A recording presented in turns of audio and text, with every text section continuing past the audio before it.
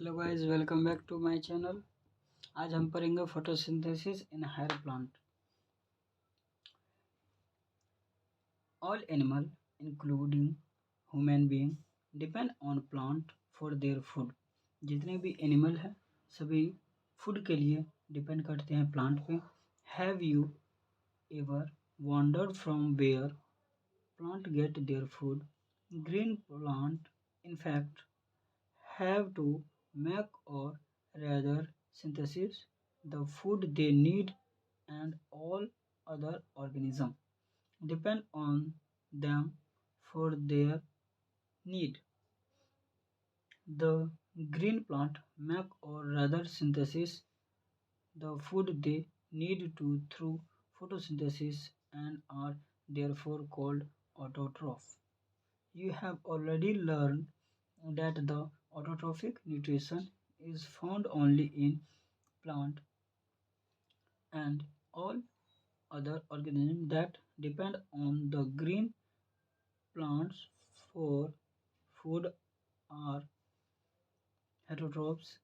Green plants carry out photosynthesis, a physiochemical process by which they use light energy to drive the synthesis of organic compound.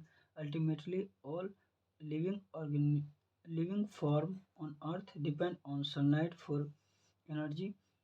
The use of energy from sunlight by the plant doing photosynthesis is the basic of life on Earth. Photosynthesis is important due to two reasons. It is the primary source all food on earth. It is also responsible for the release of oxygen into the atmosphere by the green plant. How you ever thought what would happen if there were no oxygen to breathe? This chapter focus on the structure of the photosynthetic machinery and the various reactions that transform light energy into chemical energy. तो इसमें कहा क्या रहा है कि हमारा जो और एनिमल जो है इंक्लूड ह्यूमन बीइंग सभी प्लांट पे डिपेंडेंट है, फूड के लिए डिपेंडेंट है। और ये जो फूड जो होता है हमें ग्रीन प्लांट से प्राप्त होता है, और ग्रीन प्लांट जो है वो लाइट के प्रेजेंस में फूड बनाता है। और कहता है कि हमारा जो ये फोटोसिंथेसिस है, फोटोसिंथेसिस को हम फिजियोकेमिकल प्रोसेस कहते हैं, जो कि लाइट एनर्जी के प्रेजेंस में ऑर्गेनिक कंपाउंड बनाता है। फिर इसके बाद कहता है व्हाट डू वी नो, क्या आप जानते हैं? Let us try to find out what are already know about photosynthesis. Some simple experiment you may have done in the earlier classes have shown that chlorophyll, green pigment of the leaf, light and CO2 are required for the photosynthesis to occur. कहता है कि हम पहले class में पढ़ चुके हैं क्या कि फोटोसिंथेसिस के लिए हमें क्या चाहिए? क्लोरोफिल चाहिए, लाइट चाहिए, CO2 चाहिए। किसके लिए? फोटोसिंथेसिस के लिए। You may have carried out the experiment to look for starch formation in two leaves. A variegated leaf of a leaf that was partially covered with black pepper and exposed to light. On testing this leaf for the presence of starch, it was clear that photosynthesis occurred only in the green part of the leaves in the presence of light. मतलब ये experiment बता रहा है। इस experiment का नाम है वेरिजेटेड leaf experiment. इसमें क्या करना है कि एक हमको लीफ चाहिए, लीफ लेना है और लीफ को एक ब्लैक पेपर से ढक देना है। ब्लैक पेपर से ढक देंगे और उस पर ब्लैक पेपर से ढकने के बाद हम उस पर लाइट में रखने के बाद उस पर टेस्ट करेंगे तो उस पर जो ब्लैक पेपर से ढका हुआ पार्ट है उसमें निगेटिव टेस्ट दिखेगा, आयोडीन का निगेटिव टेस्ट दिखेगा। इसका मतलब वहाँ पे है फोटोसिंथेसिस नहीं हुआ है, मतलब वहाँ पे स्टार्च नहीं बना। तो इसके लिए ये कह रहा है कि हमारा जो ग्रीन पार्ट में और उनकी लाइट के प्रेजेंस में हमारा फोटोसिंथेसिस होता है। तो इससे ये पता चला कि लाइट जरूरी होता है फोटोसिंथेसिस के लिए। फिर सेकंड आता है another experiment you may have carried out where a part of a leaf enclosed in a test tube containing some KOH soaked cotton which absorbs CO2 while the other half is exposed to air. The setup is then placed in the light for some time on testing for the presence of starch. Later in the two part of the leaf, you may have found that the exposed part of the leaf tested positive for starch while the portion that was in the tube tested negative. This showed that CO2 was required for photosynthesis.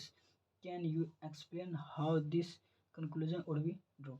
तो ये दूसरा experiment कहता है कि हम एक test tube लेंगे। Test tube का सेटअप इस प्रकार से करेंगे कि लीफ का आधा पार्ट अंदर और आधा पार्ट बाहर हो, और टेस्ट ट्यूब के अंदर हम KOH का कॉटन ले लेंगे। KOH क्या करता है, वो CO2 को ऑब्जर्व कर लेता है। तो जब हम इसको लाइट में रखेंगे और लाइट में रखने के बाद हम उस पर जब टेस्ट करेंगे, आयोडीन का टेस्ट करेंगे, तो हमको ये दिखेगा कि अंदर वाला जो टेस्ट ट्यूब के अंदर वाला पार्ट है, अंदर वाले पार्ट में निगेटिव एक्सपेरिमेंट आता है। निगेटिव एक्सपेरिमेंट कहने का मतलब अंदर में जो है स्टार्च नहीं बना। अंदर में स्टार्च क्यों नहीं बना? क्यों नहीं बना? इसलिए नहीं बना क्योंकि CO2 जो था वो KOH के द्वारा खींच लिया गया है। तो इस एक्सपेरिमेंट से पता चलता है कि हमें जो है फोटोसिंथेसिस के लिए CO2 आवश्यक होता है। अब पढ़ते हैं अर्ली एक्सपेरिमेंट। क्या कहते हैं? It is interesting to learn about those simple experiment that led a gradual development in our understanding of photosynthesis. उन्होंने George Priestley in 1770 performed a series of experiments that revealed the essential role of air in the growth of green plant. Priestley, you may recall, discovered oxygen in 1774. Priestley observed that a candle burning in a closed space of bell jar soon get extinguished. Figure में दिखाया गया। Similarly a mouse would soon suffocate in a closed space. He concluded that a burning candle or an animal that breathed the air,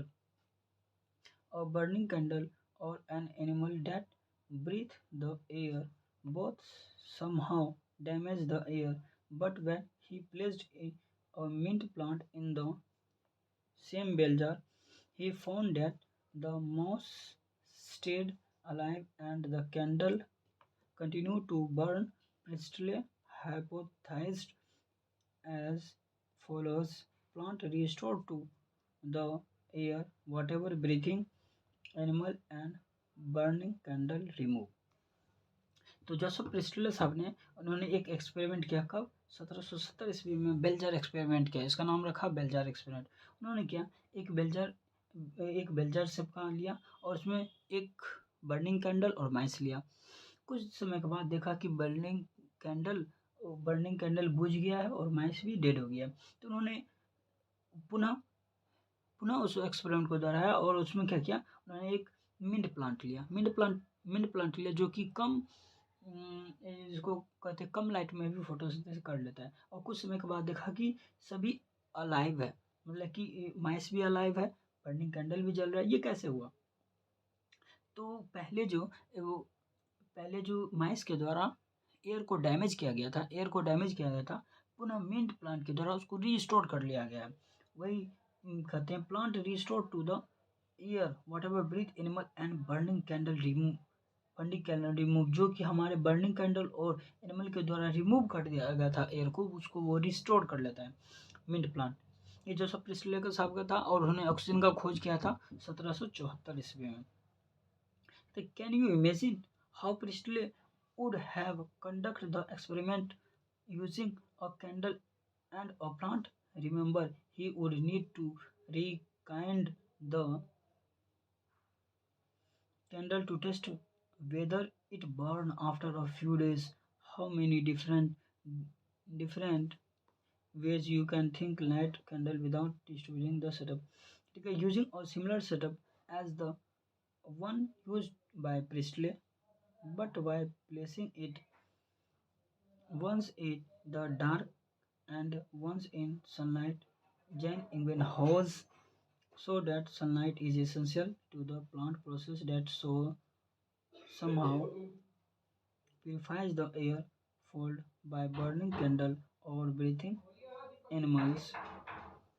Ingenhousz in an elegant experiment with an aquatic plant showed that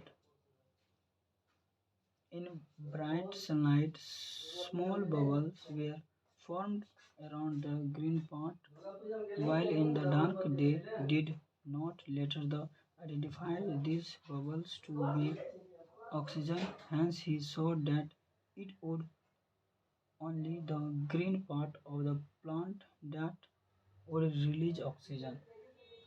इसका मतलब फिर priestly साहब के बाद फिर इंग्वेन house आए। इंग्वेन house आए, उन्होंने क्या किया, सेम सेटअप को उन्होंने मतलब प्रिस्टली साहब का सेम सेटअप जो था उन्होंने सुबह में किया, मतलब कि डे में किया और नाइट में किया। जब नाइट में किया तो उन्होंने देखा कि माइस मर गया। How is this possible? तो उन्होंने दिमाग लगाया कि दिन में क्या नहीं मरा, मतलब कि रात में फोटोसिंथेसिस नहीं होता है, दिन में होता है फोटोसिंथेसिस। उन्होंने यही कहा कि लाइट हमारा सनलाइट इसेंशियल होता है प्लांट के प्रोसेस में, क्योंकि रात में तो लाइट आता नहीं है, तो प्लांट के प्रोसेस में क्या होता है, सनलाइट इसेंशियल होता है। चलिए उसके बाद आए थे वॉनसिक साहब, तो क्या कहते हैं, it was not until about 1854 that Julius Vonsik provide evidence for production of glucose when plant grow. Glucose is usually stored as starch. His later studies showed that the green substance in plant chlorophyll, as we know it now, is located in special bodies later called chloroplast within plant cell. He found that green part in plant is where glucose is made and that the glucose is usually stored as a starch. तो वॉन्सेक साहब ने कहा, जिन्होंने hydroponics का खोज किया था, उन्होंने कहा कि कि हमारा जो ग्रीन प्लांट है, ग्रीन प्लांट मतलब हमारा जो प्लांट है वो ग्रीन पार्ट में फोटोसिंथेसिस होता है। ग्रीन पार्ट को बाद में क्लोरोप्लास्ट कहा गया और ग्रीन केमिकल होता है जिसको उन्होंने बाद में क्लोरोफिल कहा गया, और वो जो ग्लूकोज बनाता है वो स्टार्च के रूप में स्टोर होता है, स्टार्च के रूप में वो स्टोर होता है। ठीक है, उसके बाद एक नए साइंटिस्ट आए टी.डब्ल्यू. एंगलमैन। उन्होंने क्या था, फर्स्ट एक्शन स्पेक्ट्रम दिया था और उन्होंने क्या किया, क्लेडोफोरा पे अपना एक्सपेरिमेंट किया, एक बैक्टीरियल सस्पेंस लेके एक ट्यूब में, तो उन्होंने प्रिज्म लिया और उससे जब व्हाइट लाइट को पास कराया तो उन्होंने देखा कि रेड और ब्लू एरिया में एरोबिक बैक्टीरिया जमा हो जा रहा है। तो वो क्यों हो रहा है? तो उन्होंने ये दिमाग लगाया कि O2 प्रोड्यूस हमारा जो रेड और ब्लू एरिया में जो है फोटोसिंथेसिस ज़्यादा हो रहा है, मतलब कि O2 ज़्यादा प्रोड्यूस हो रहा है। और सबसे पहले इन्होंने एक्शन स्पेक्ट्रम के बारे में बताया था टी.डब्ल्यू. एंगलमैन ने। बस आज इतना ही, थैंक यू।